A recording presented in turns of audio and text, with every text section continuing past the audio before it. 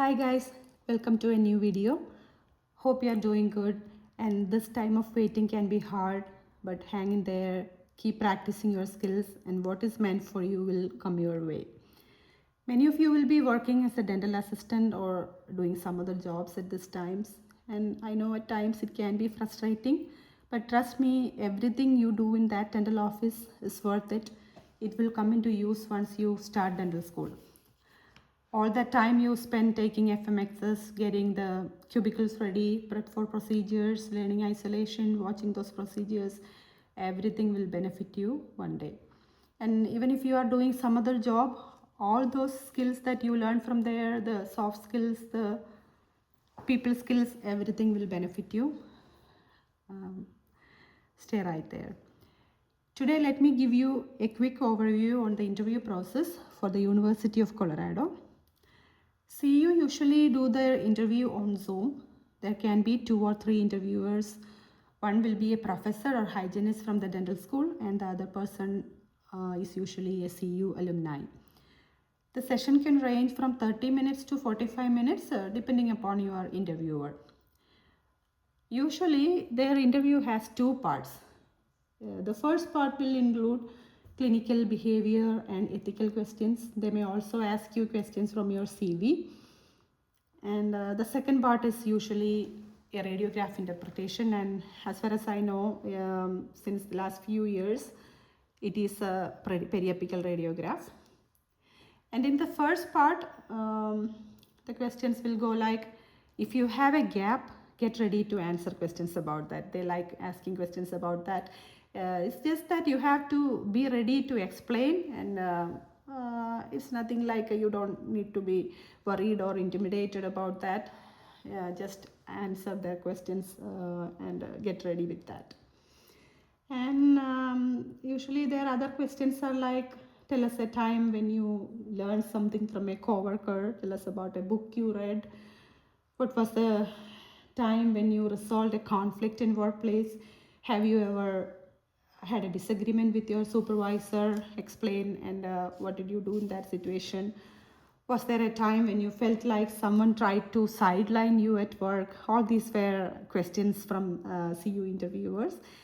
And what do you do when things go wrong? And then of course, why CU, why dentistry, all these questions. Whenever you hear a question, whatever it is, try to understand what the interviewer want to understand about you from your answer to that question. Most of the time, we can like categorize these questions, like through each of these questions they will be trying to understand something like your strength, your weaknesses, your leadership qualities, your conflict resolution, teamwork, etc. So first try to understand what they want to hear or understand from this answer, then construct your answer according to that. And one more thing, when you are asked about how you missed or messed up something, give an example and also tell them how you overcame or changed it in a positive way. That is very important. Let me give you an example. When I was asked, what will you do when some things go wrong? My answer was this.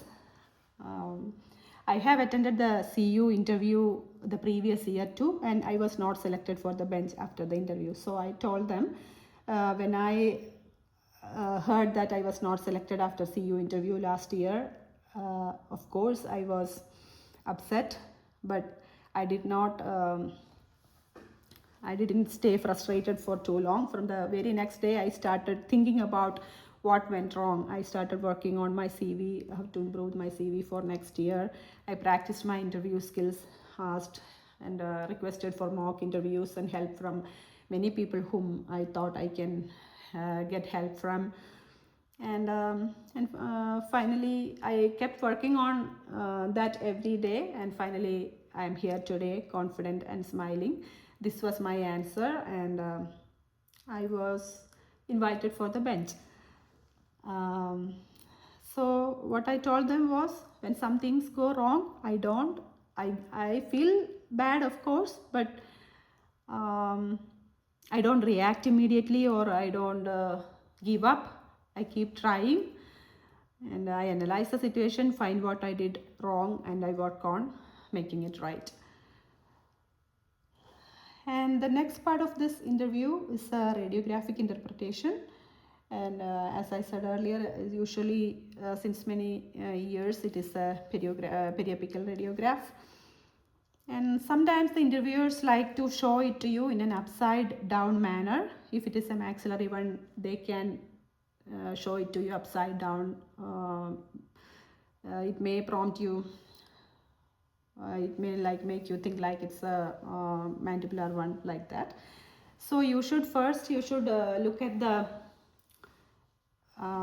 bone trabeculation or for any landmarks and identify which arch it is. Is it maxillary or mandibular? Then you should identify if it is right or left. Once you decide upon the orientation and the arch, then you can tell them, yeah, yes ma'am, I think this is a maxillary radiograph on the right side or left side, because I see as a part of the sinus here. Or if it is a mandibular, you can say I see the external oblique ridge or the anterior border of maxilla. So this is a mandibular radiograph, and then you can say if it is the right side or left side depending upon the anatomy.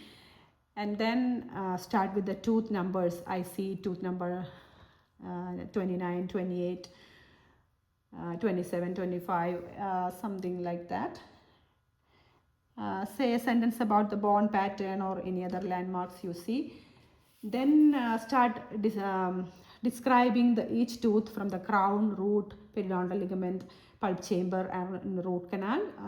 And there can be one or two teeth with some kind of pathology, and then describe that pathology. For example, I see a radiolucency on the distal aspect of the crown of 19, indicating early dentinal caries, so and so.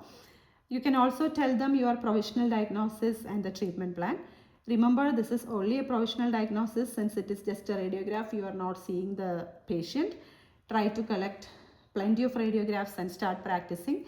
Identify the arch, sides, and interpret. And if you are selected for bench, they will send you an email in the following weeks. And this is all about CU interview. Best of luck, friends. See you in next video.